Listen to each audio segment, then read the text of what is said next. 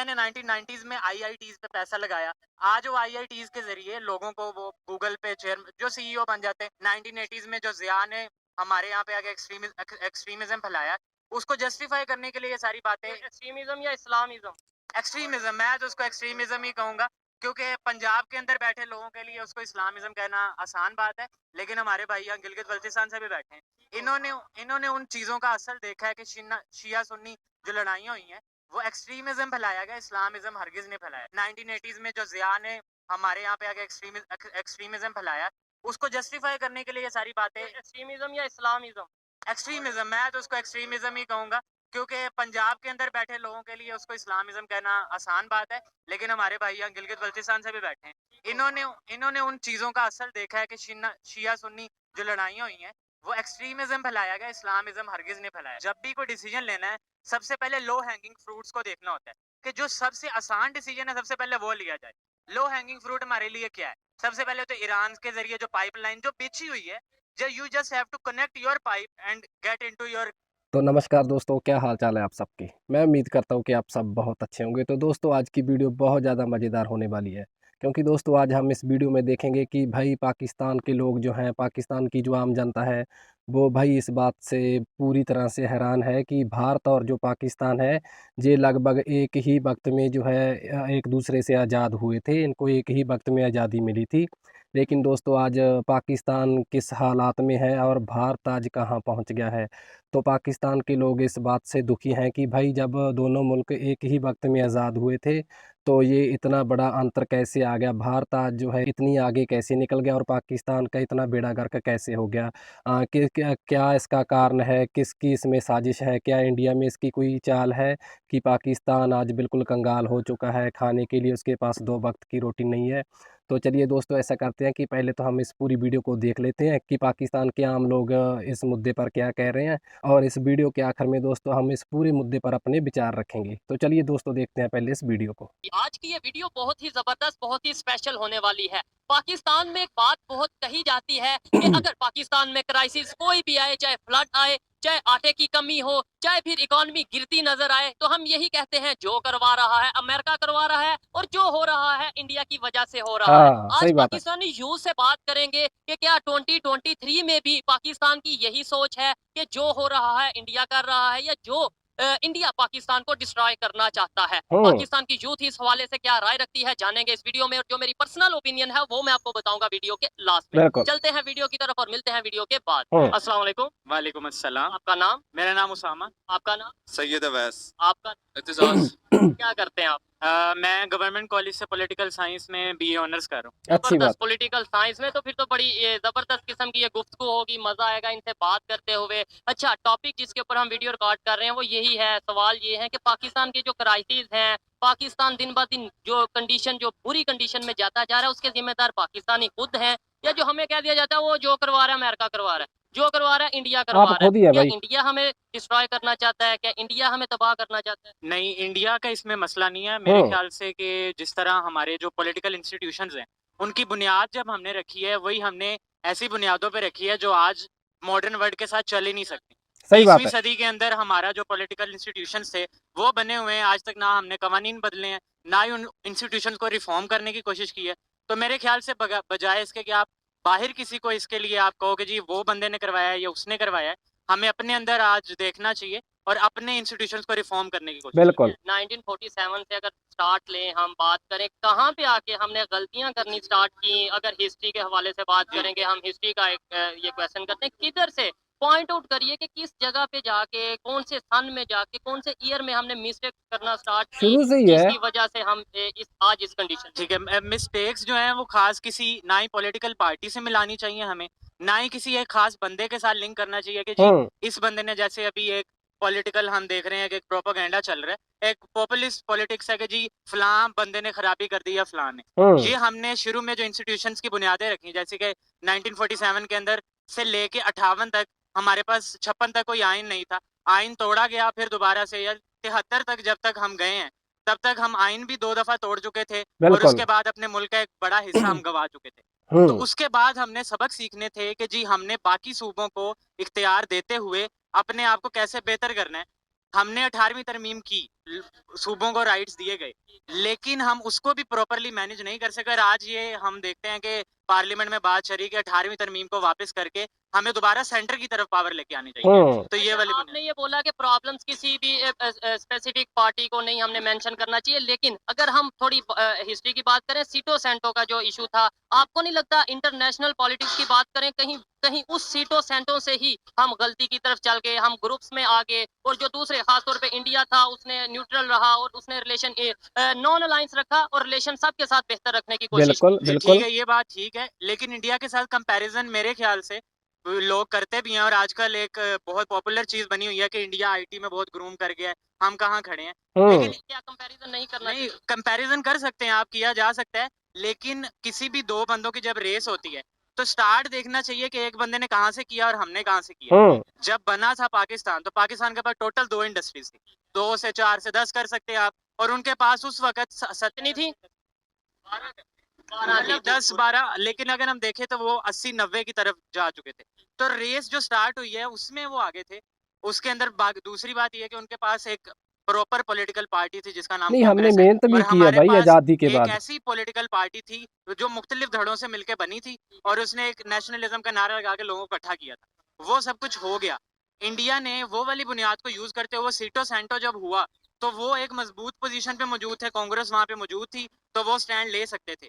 हमारे यहाँ पे डिक्टेटर पावर में था। अब हम दे देते हैं इल्जाम सारा पॉलिटिकल पार्टीज को, लेकिन सीटो सेंटो ना किसी पॉलिटिकल पार्टी ने साइन किया, वो एक डिक्टेटर ने साइन किया। अच्छा, इस बात से मैं एग्री करता हूँ कि वो सियासी पार्टीज पे हम जो है वो इल्जाम लगाने के लिए देखना चाहिए वो किया किसने। आपने ये बोला कि रेस स्टार्ट हुई, वो रेस में ही पहले थे, आगे थे, लेकिन मैं इस बात से थोड़ा सा डिसएग्री करता हूँ। 80s तक हमें ये जब हम बुक्स में पढ़ते हैं बताया जाता है पाकिस्तान एशियन टाइगर था, बिल्कुल पाकिस्तान बहुत तेजी से जीडीपी और ये सब कुछ बेहतर चल रहा था, इंडिया में गुर्बत थी। हाँ, तब हमें याद नहीं था आ रहा कि वो रेस में हमारे से आगे थे। तब तो हम मतलब ये कहते थे वहाँ वॉशरूम नहीं है, वहाँ टॉयलेट नहीं है, वहाँ मजाक गुर्बत उड़ाते बहुत है। थे। आज हम ये कहते हैं कि वो रेस में आगे थे, तो मतलब नहीं, रेस में आगे से मुराद ये थी कि जो आपने मुझसे सीटो सेंटो का सवाल किया ना, कि सीटो सेंटो में इंडिया नहीं गया, हम गए। मैंने उसका जवाब दिया कि इंडिया के पास बार्गेनिंग पोजीशन थी, इसलिए वो नहीं गए। हमारे पास वो बार्गेनिंग पोजीशन नहीं थी। दूसरा, जब हम करते हैं कि जी 2000, हाँ, कि जी 9/11 हुआ, हम चले गए एक बाहर वाली फॉरेन वॉर का हिस्सा बन गए, तब भी बार्गेनिंग पोजीशन हमारे पास क्या थी? ठीक है, उस पे भी बहस हो सकती है कि थी, हमें थोड़ा कम कर लेना चाहिए था, लेकिन बार्गेनिंग पोजीशन नहीं थी। दूसरी बात ये कि इकोनॉमी की बुनियाद 1990s तक ये बात बहुत पॉपुलर है कि जी इंडिया जो है वो 1990s तक पाकिस्तान और इंडिया बराबर थे, पाकिस्तान आगे जा रहा था, एशियन टाइगर थे। कहा ये जाता हाँ, कहा यह जाता है, कहा जाता लेकिन है। बुनियादें हम नहीं देखते, हम भूल जाते हैं कि रूट्स क्या थी। हमारी इकोनॉमी की जो उस वक्त पोजीशन थी, उसकी रूट्स ये थी कि हमें फॉरेन एड आ रही थी। आर्टिफिशियल एक हमने बबल क्रिएट किया हुआ था, वो बाद में बस्ट हो गया। इंडिया ने 1990s में आईआईटीज पे पैसा लगाया। आज वो आईआईटीज के जरिए लोगों को वो गूगल पे चेयर जो सीईओ बन जाते हैं, जो एक पॉपुलर बात बड़ी ऑर्गेनाइजेशन मल्टीनेशनल कंपनी की, यूट्यूब कह लें हर आप जगह। या माइक्रोसॉफ्ट, बिल्कुल ऐसे वो क्या होता है कि इकोनॉमी की जो पूरा सर्कल है ना, वो एंटरप्रेन्योरशिप के ऊपर जब खड़ा होता है, तो हम जो होती है, जो हमारी पुरानी ओल्ड इंस्टीट्यूशन होती है, जैसे फ्यूडलिज्म है, ये जो अजारादारी निजाम है, इसके ऊपर जब हम खड़े होते हैं, पाकिस्तान जागीरदारी निजाम से आज तक छुटकारा हासिल नहीं कर सका। सही उसके बात है। लिए भी ये है कि जी बार्गेनिंग पोजीशन शुरू में नहीं थी, इंडिया ने 1948 के अंदर ही उसको बैन लगा दिया, हम नहीं लगा सके। बिल्कुल बिल्कुल हम नहीं कर सके। तो हमारी इकोनॉमी की बुनियाद हमेशा क्या रही है कि जगीरों पे हमने पैसा कमा लिया, इन चीजों पे। उन्होंने 1990s में फैसला कर लिया कि अब हम ओल्ड इंस्टीट्यूशंस पे रिलाई नहीं करेंगे, हम अब एंटरप्रेन्योरशिप को हम देंगे, हम उसको सराहेंगे, और हो गया। तो उसकी वजह से आज मेरे ख्याल से चेंज, तब भी पाकिस्तान कोई बहुत अच्छी पोजीशन पे नहीं था, ये सिर्फ पॉपुलर ओपिनियन बनाने के लिए 1980s में जो जिया ने हमारे यहाँ पे आके एक्सट्रीमिज्म फैलाया, उसको जस्टिफाई करने के लिए ये सारी बातें। एक्सट्रीमिज्म या इस्लामिज्म? एक्सट्रीमिज्म, मैं तो उसको एक्सट्रीमिज्म ही कहूंगा, क्योंकि पंजाब के अंदर बैठे लोगों के लिए उसको इस्लामिज्म कहना आसान बात है, बिल्कुल लेकिन हमारे भाई यहाँ गिलगित बल्तिस्तान से भी बैठे हैं, इन्होंने उन चीजों का असर देखा है कि शिया सुन्नी जो लड़ाइयाँ हुई हैं, वो एक्सट्रीमिज्म फैलाया गया, इस्लामिज्म हरगिज नहीं फैलाया। बड़े नारे लगे हम उस चीज करूंगा।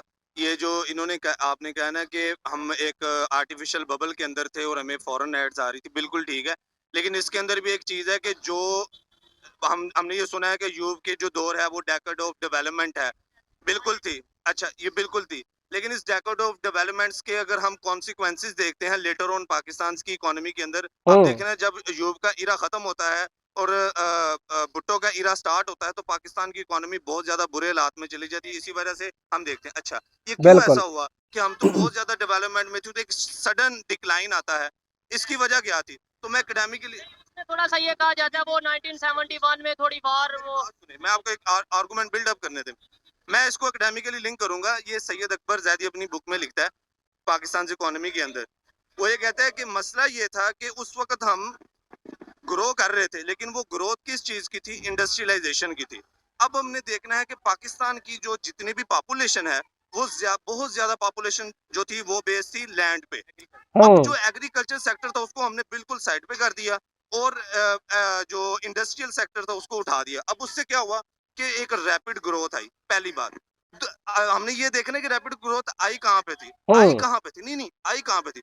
वो आई थी तमाम सूबों के अंदर, खुसूसन पंजाब के अंदर जो अर्बन एरिया से और हब थे, जैसे कि पंजाब, लाहौर, गुजरांवाला, साहिवाल, फैसलाबाद सबसे अच्छा फैसलाबाद, अच्छा इन इन इन सिटीज के अंदर आई।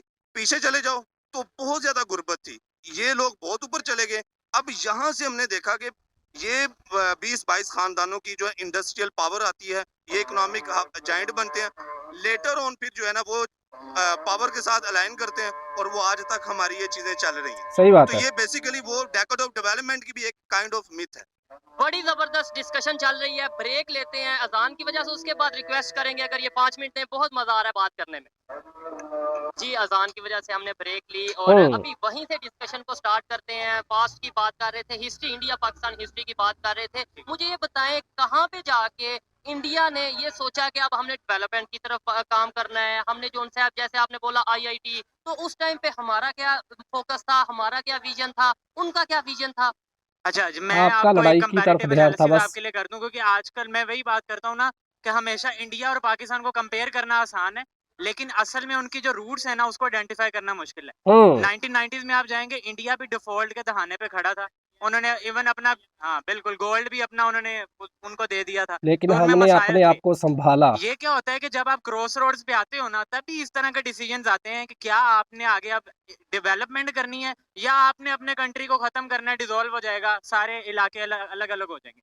1986 के अंदर वहाँ खालिस्तान मूवमेंट अपने पीक पे थी, वहां पे भी यही नारे लगते थे कि या हम अलग हो जाएंगे या हम हमारे डेवलपमेंट का कुछ करें। क्रॉस रोड्स पे आए, आज हम भी उन्हीं क्रॉस रोड्स पे खड़े हैं। हम भी ये देख रहे हैं कि क्या या तो हमारा जो कंट्री है वो डिसॉल्व कर जाएगा, हम डिफॉल्ट कर जाएंगे, ना करें। हाँ वैसे ही मैं कह रहा हूँ कि अनफॉर्चुनेट इवेंट्स हो कहने सकते की हैं, बात है। लेकिन हाँ क्रॉस रोड्स पे खड़े हैं, यहाँ डिसीजन लिया जा सकता है। और डिसीजन में किसी पार्टी के हक में बात नहीं करना चाहता कि जी फलां पार्टी इसका सोल्यूशन है या फलां पार्टी इसका सोल्यूशन। हम ही लोग हैं जो आज यहाँ पे बैठ के ये गुफ्तगू कर रहे हैं। मैं हमेशा यही कहता आया हूँ कि ये किसी पार्टी ने चेंज नहीं लाना, ये चेंज मैंने लाना है, ये चेंज इन्होंने लाना है, ये चेंज यूथ ने खास तौर पे लेके आना है। हम हमेशा ब्लेम करते हैं गवर्नमेंट को, पार्टीज को। अच्छा मैंने ये सवाल मेरा ये था कि जब वो IIT के ऊपर उनका फोकस था, हमारे यहाँ पे क्या क्राइसिस चल रहे थे, हमारे यहाँ पे क्या विजन था जिसकी वजह से हम देखें नजर तो होती है ना, जैसे हमारी अभी इंडिया पे है, हमें पता है कि भाई इंडिया इस टाइम 5वीं बड़ी इकॉनमी बन गया, हमें पता है वो अपनी मर्सिडीज बना रहा है, हमें पता है वो ऑयल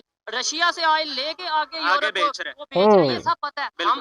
हमने तब क्यों नहीं IITs पे या इस तरह यूनिवर्सिटीज पे फोकस किया, UET पे फोकस किया, और हमारे बहुत से इंस्टीट्यूट थे, क्यों नहीं फोकस किया? ये फोकस इसलिए नहीं किया, वही बात है कि वो उसके पीछे की जो पॉलिटिक्स थी ना वो यही थी कि हम जो थे वो कुछ धड़ों को कुछ सपोर्ट करना चाहते थे। और उस वक्त हम ताज़ा अभी ज़ियाद ने जो हमारे यहाँ पे मुहाजिर कल्चर स्टार्ट किया था उसकी रिपरकशंस देख रहे थे 1990s के अंदर। और फिर क्या हुआ, एक बहुत ही उम्दा बात ये है कि 1990s के अंदर आप 1990 से 2000 में देख लें कितनी हुकूमतें तब्दील की गई हैं। जब बहुत ऑलमोस्ट चार हुकूमतें जब की जाएं और पॉलिटिकल स्टेबिलिटी आने लगे तो अगले 10 साल के लिए फिर मार्शल लॉ लग जाए। बिल्कुल। तो उस दौर के अंदर आप कैसे इतना बड़ा फैसला ले सकते हैं कि हम IITs लगाएं, UET पे फोकस करें। इवन हमने कोशिश की कि हम मेडिकल कॉलेजेस पे फोकस करेंगे, अच्छे डॉक्टर्स प्रोड्यूस करें, और हमने किए भी। अभी हमने अपने मेडिकल इंस्टीट्यूट्स पे फोकस किया, लेकिन हमने अपना फ्यूचर का विजन नहीं देखा कि फ्यूचर की दुनिया IT की दुनिया, इंजीनियरिंग की दुनिया, सही हमने उस बात पे है। पैसा नहीं लगाया। लेकिन इसमें होपलेसनेस या पेसिमिज्म का मुजाहरा नहीं करना चाहिए। हम अभी भी ये क्रॉस रोड्स पे खड़े ये फैसला कर सकते हैं। अच्छा आप इसके अंदर मुझे ये बताएं, मेरा यही सवाल है, क्या आपको नहीं लगता कि जब वो IITs पे या यूनिवर्सिटीज पे फोकस कर रहे थे उस टाइम हमारा फोकस कहीं ना कहीं जिहाद की तरफ था, अफगानिस्तान की तरफ था, या हम वार इन टेरर में घुसते जा? देखिए जी, ये लगता नहीं, ये फैक्ट है और ये अब पूरी दुनिया मानती है कि हमारी बिल्कुल। प्रायोरिटीज जो थी वो बहुत मुख्तलिफ थी। ये बात तो होगी, मैं एक्चुअली इनकी बात को जरा कैरी करूंगा कि मैं पाकिस्तान इंडिया का कंपैरिजन ना लोग हिस्ट्री में भी करते हैं, आज भी कर रहे हैं, आगे भी करते रहेंगे। हुँ, मैं पाकिस्तान की सेम आज की सिचुएशन को एक और कंट्री के साथ ना थोड़ा सा मैं रिलेट करता हूँ, फ्रांस के साथ। 3, 4, 5, 6 मसले कॉमन थे हमारे आज के और हुँ, उनके फ्रेंच रेवोल्यूशन से पहले। सबसे पहला मसला क्या था उनका कि वहाँ पे डेस्पोटिक हुकूमत थी, ठीक हो गया। दूसरा मसला ये था कि वहाँ पे 2-3% अशराफिया थी, religious plus nobility and aristocrats. उन्होंने मिल के ना पाकिस्तान के मैक्सिमम रिसोर्सेज पे और फ्रांस फ्रांस फ्रांस की मैक्सिमम रिसोर्सेज पे और उनकी जो पॉलिटिकल स्फेयर पे ना उन्होंने कब्जा किया हुआ है। हुँ, लीड कैप्चर कह रहे हैं आ, मिस्टर आ, इसलिए। आ, आज एलीट कैप्चर कह रहे हैं। 2 मसले हो गए। तीसरी मसला ये था कि हमारी जो टैक्सेशन है, उस वक्त वो लोग टैक्स नहीं देते थे जो लीड थे, बाकी सारे लोग टैक्स दे रहे थे। आज पाकिस्तान के अंदर भी ये मसला है। अच्छा, बिल्कुल। लेकिन बहुत से जो एक्सपर्ट राइटर्स हैं, जैसे मैं 2-3 का नाम ले सकता हूँ, पॉल कैनेडी हो गया, डेविड थॉमसन हो गए, ये राइटर ये एनालिसिस करते हैं कि अगर उस वक्त जो उनके अवाम थी, गरीब कॉमनर्स थे, जो अवाम गरीब आम अवाम जो थी, जो 96-7% अवाम थी, आप हिसाब लगाएं, अगर उनके मुतालबे मान लिए जाते ऊपर वाली सरकार की तरफ से, तो फ्रेंच रेवोल्यूशन ना आता। मैं आपको एक बात बताता हूँ। अच्छा, अब मुतालबे क्या थे, ये अंडरस्टैंड करने वाली बात है। मुतालबा ये था कि जी हम टैक्स दे रहे हैं, आप लोग भी दें। हाँ, पहला मुतालबा। कमाने वाले हम हैं। ये जितने भी हमारे पॉलिटिशियंस हैं वो कमा नहीं रहे। कमा कौन रहा है? मैं काम कर रहा हूँ, आप काम कर रहे आम हैं। अच्छा, पब्लिक, मेरी वो तो वजह से खा मुल्क रहे हैं। चल रहा है ना। जब मेरी वजह से मुल्क चल रहा है तो पावर भी मुझे मिलनी चाहिए। बिल्कुल। आज की डिमांड। अच्छा, अब करना क्या चाहिए कि पैसे मैं दे रहा हूँ तो शेयर कम करके मेरा काम करके अपना बढ़ाओ, पहला काम। हुँ, दूसरा काम आपने क्या करना है कि पॉलिटिकल स्फेयर के अंदर आपका शेयर मैक्सिमम है, मेरा है ही नहीं है, तो ये शेयर हाँ, मुझे भी ट्रांसफर किया जाए सही बात है। ताकि काइंड ऑफ एक इक्वालिटी पैदा की जाए। अच्छा, ये चीजें अब ये राइटर ये एनालिसिस करते हैं कि अगर उस टाइम के अंदर ये काम हो जाते तो फिर क्या होना था? फ्रेंच रेवोल्यूशन ना आता। हमारे मुल्क के अंदर भी जैसे इन्होंने कहा ना कि हमारी पॉलिटिकल प्योरिटीज नहीं थी, आज भी ये सारे काम पॉलिटिकल स्टेज के ऊपर ही ये सारे होने होने हमारी वजह से है, लेकिन इनकी फाइनल स्टेज कौन सी है?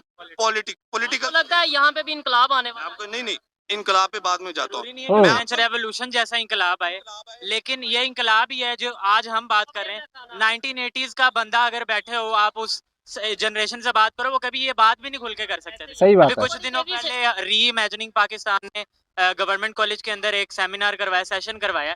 उसके अंदर लोग उन्होंने बुलाए डिफरेंट सफेयर से। उन सब ने आके खुल्लम खुल्ला, जिसे कहते हैं कि ओपनली ये बात की है कि ये मसाइल हैं। मिलिट्री एस्टेब्लिशमेंट पे आजकल ओपनली बात हो रही है। ये बात आज तक पिछले 20-30 साल पिछली जनरेशन बात नहीं हो सकती। हाँ, नहीं हो अच्छा, सकती। ये मैं एक बात करना चाह ये रहा तो था है। कि पहली बात तो हम ये समझ लें कि हर मुल्क की एक indigenous political, social, economic culture होता है और उनकी एक बैक हिस्ट्री होती है, हुँ, प्लस रिलीजियस। ये 4-5 चीजें होती हैं।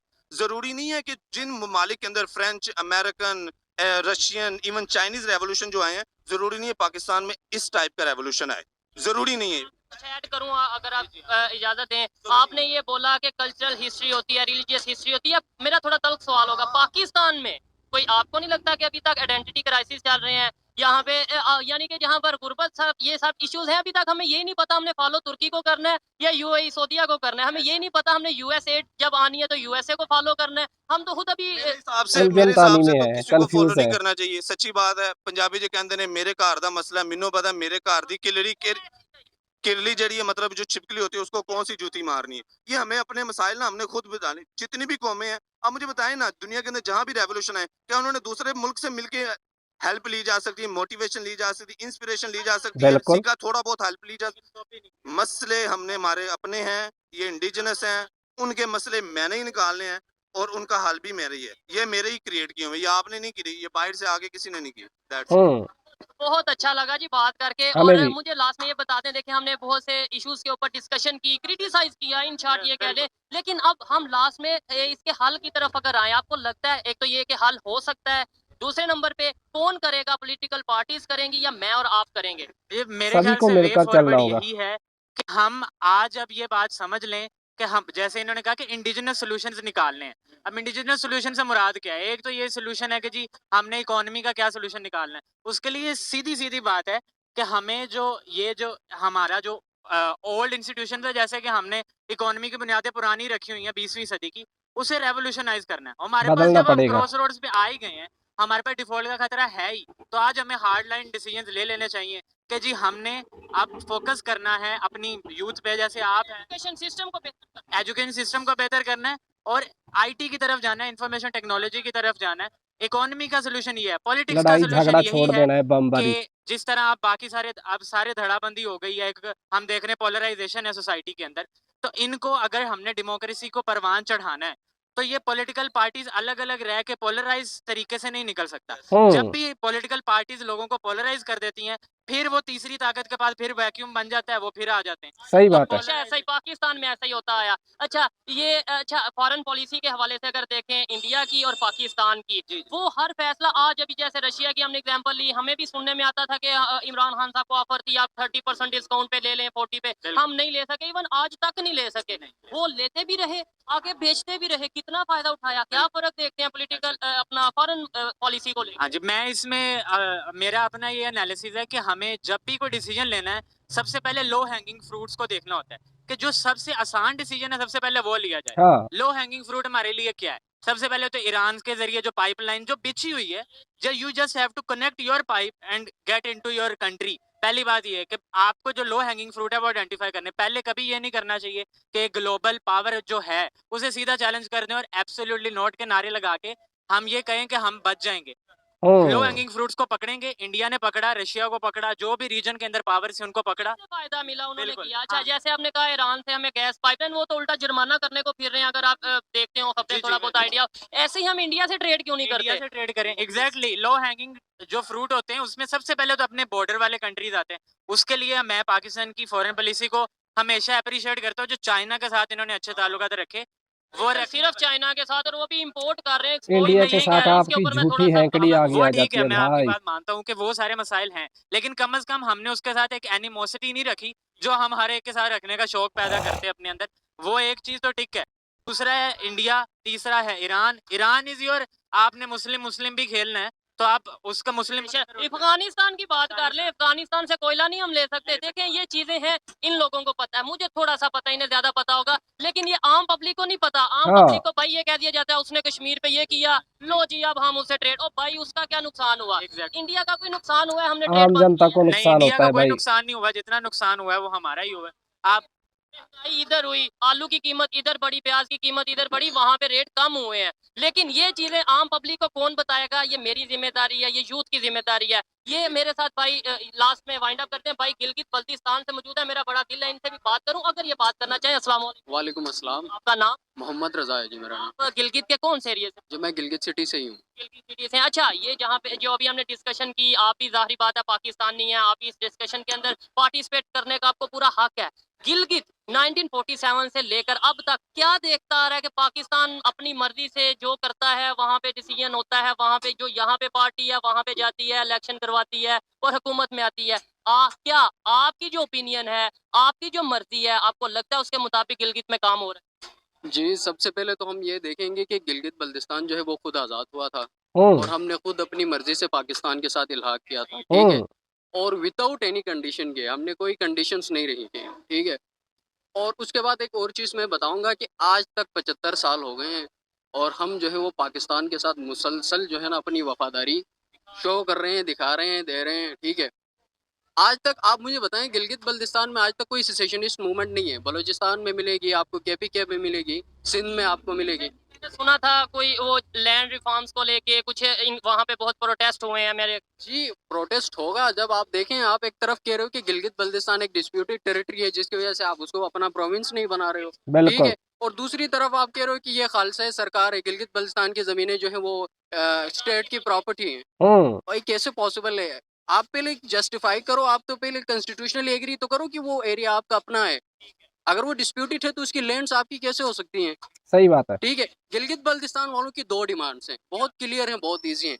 या तो हमें कश्मीर, आज़ाद जम्मू एंड कश्मीर जैसा सेटअप दिया जाए, हाँ, अगर वो नहीं दे सकते तो हमारे लिए जो है वो पूरा प्रोविंस दिया जाए, 5th प्रोविंस बनाया जाए हमें। हमारी ये बहुत मतलब पॉपुलर डिमांड है गिलगित बल्तिस्तान की। मोर देन 90% पीपल ये डिमांड चाहते हैं कि 5th प्रोविंस बने, लेकिन पाकिस्तान नहीं दे रहा है। ये क्योंकि देखें आपको नहीं लगता वहां से भी बगावत की कोई स्मेल आएगी जैसे बलूचिस्तान से आ रही है? ज़रूर मैं आएगी। तो बड़ी गहरी नजर रखता हूँ, सेपरेशन की स्मेल आएगी, ये चीजें आएंगी या फिर आ रही हैं टाइम टू टाइम देखिए जब राइट्स नहीं दिए जाएंगे। ना, जब गिलगित बल्तिस्तान की जो यूथ है वो आहिस्ता आहिस्ता अवेयर हो रही है अपने हाँ, राइट से, जो है ना वो अवेयर हो रहे हैं कि क्या चाहिए क्या नहीं चाहिए और उनके साथ क्या हो रहा है। अगर ये मजीद 5 20 साल 25 साल में कहूँ 10 साल तक भी अगर आप डिले कर रहे हो तो वहां पर भी सेसेशनिस्ट मूवमेंट आएंगी। बिल्कुल। क्योंकि और आप देखें जब गिलगित बल्तिस्तान में सेसेशनिस्ट मूवमेंट आ गई तो आपके लिए बहुत मसले होंगे हाँ, पाकिस्तान के लिए। देखिए आपका पूरा सी पैक जो है वो गेटवे है गिलगित बल्तिस्तान। जब वहाँ पर अगर आपके हालात ख़राब हो गए तो आपकी तो पूरी इकोनॉमी बैठ सकती है। सही क्योंकि बात है। नारे लगाए जा रहे हैं कि जो है ना सी पैक गेम चेंजर है। गेम चेंजर है तो भाई आप पहले ये चीज़ें ये मसले ख़त्म करो। बलूचिस्तान में जो मसले हैं उनको ख़त्म करो। गिलगित बल्तिस्तान का जो मसला है उसको हल करो। ठीक है? हुँ, फिर आप जो है सी पैक के ऊपर काम कर सकते हो। ठीक है? रिसेंटली एक बात आ गई है कि हम जो है ना प्रोविज़नल प्रोविंस देंगे गिलगित बल्तिस्तान को। हम एप्रिशिएट करते हैं, हम एक्सेप्ट करते हैं इस मॉडल को। ठीक है?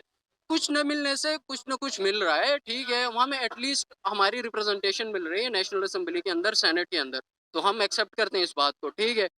लेकिन लेकिन मुझे ऐसा लग रहा है कि एक पॉलिटिकल मूव था वहाँ पर, क्योंकि जब ये मॉडल अनाउंस हुआ था उस वक़्त वहाँ पर इलेक्शन होने वाले थे, प्रोविंशियल इलेक्शंस।